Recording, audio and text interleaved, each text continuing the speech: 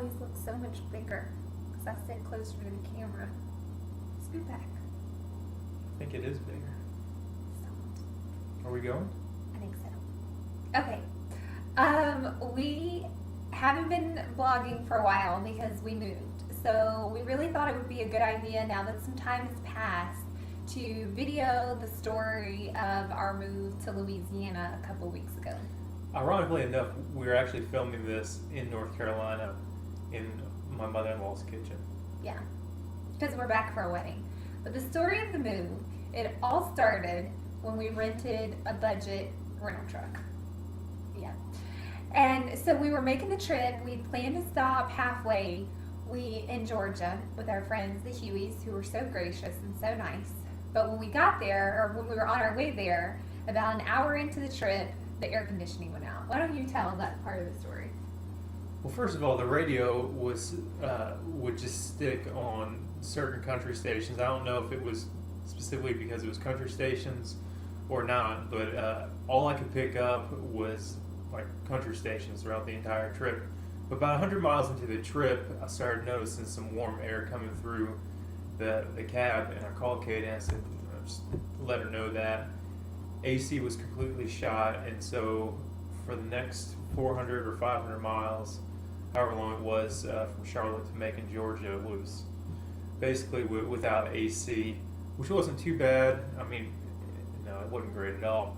I felt really bad for my dog who was next to me. Yeah, and poor Jackson. He was down So in the truck with Tim was Jackson, our lab, and in the car with me in the Volvo was June, our miniature schnauzer, our bags like for the night and stuff that I didn't want to get broken, and 3 chickens. in two pet carriers. In 2 pet carriers in the back of the Volvo. So we get driving and Tim calls and says that the air conditioning's out, so roadside assistance for budget is supposedly 24 hours a day, and this was on a Friday.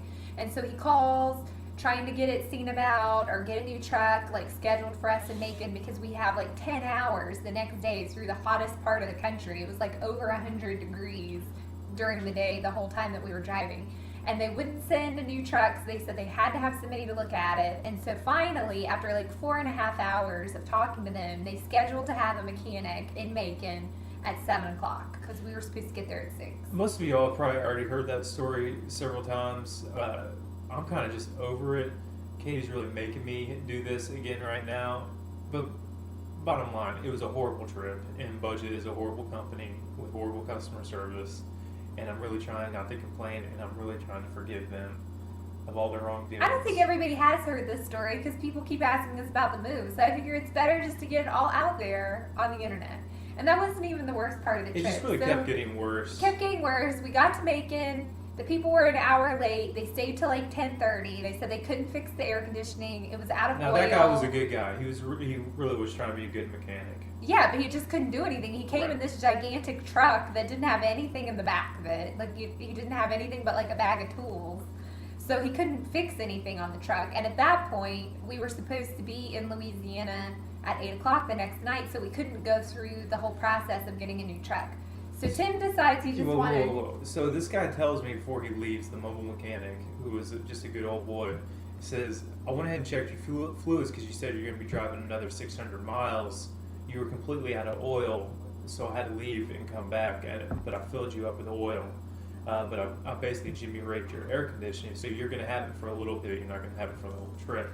So it goes out the next day. Then we get caught in a rainstorm in Alabama, and the defrost isn't working, and so we have to sit on like the side of the road while we wait for this huge storm to pass, and so that was frustrating. Completely soaking wet. So I try to convince Tim at that point that the he dogs needs need the dogs to be had walked. everything. It was a mess. I try to convince him to just stop and call Budget, get a new truck, and I'll go ahead and go on and take the dogs and I'll go ahead and go to Louisiana. But he's like, no, I just want to press through, because he was having to like have on the heat in the car because it was supposed to rain the whole time, the whole rest of the way. So this big storm came and then it kind of lightened up, and he had to have the heat on to defrost the windows with the windows up because it was raining. So it was just a ridiculous situation. Let me explain look, my head's bigger now. Let me explain the reasoning for wanting to press through. There's kind of 2 schools of thought. One, all these bad things are happening, so it was not the right decision. You really need to turn around and go back. That's what she was advocating for. No, I didn't want to come back home at that point. That was later. At that point in the trip, I was just saying I would go ahead by myself. Right. The other side is God's called us to do this, so there's going to be some hurdles and obstacles along the way. And me being the fighter and the persistent guy that I am, I got to the same mode of thought as when I got stuck in the rainstorm when I went to go propose to Katie, that I'm going to do this no matter how long it takes, and even if it kills me and ruins the rest of the trip. And so I was really wanting to push through and get it done. So we pushed through, and I'm going to try to wrap this up so this video isn't too much longer. We get to about 2.5 hours away from where we were going, and we stopped to get Subway right off the highway, and we get a sandwich, and we get back in the car, and we just get it to go. We're gonna make it. We're gonna make it. We're feeling good. We're feeling positive. We're only 2.5 hours away. We're gonna be there way early from when people are coming to meet us to help unload it. So when we get in the car at Subway, I see the truck is billowing smoke. And so I go to get the phone. There's a little bit of smoke. I go to get the phone. Hold on. Why are you saying there's a little bit of smoke? I go to get the phone to call him, but before I can call, we're on the on-ramp onto the highway, and Tim's pulled off. And he comes running as fast as he can with the Subway sandwich, throws it in the window of the car, and says, "The truck is on fire!" And I said, "Well, then get Jackson," because he brought his sandwich, but he left the dog in the truck that, in my mind, is about to explode. And so he goes back and gets Jackson and brings him back, and so we shove everything over in the car because there's no room, and put Jackson in. There was a lot of smoke. When I started the truck up, it was just a little bit of smoke. But as I went out, it was black smoke billowing in. The Subway sandwich was so important to me because my dear wife, just coming off of this juice detox, the previous videos, bought 100-ounce jug and juiced everything that we were going to have that day or for that trip. I came prepared for the trip that I had juice and snacks for us. Part of my favorite thing about road trips is the food that you eat along the way. And so when we pull over and I'm like, let's get this Arby's or let's go get Subway or whatever it was, she's like, well, give me your glass. And then she would pour me a juice of some sort. So the Subway sandwich was really important to me because I hadn't even eaten it yet. So we sat on the side of the road for 2 hours in 100-degree heat and waited on a tow truck to come, which then towed the truck with all of our belongings in it like this for 3 hours to where we were going. So we got there at about 11 or so, and they dropped the truck, and so we couldn't unload it. So we had to ask some friends of ours if we could bring our chickens and our dogs and spend the night because it was so late and all of our stuff was in the truck.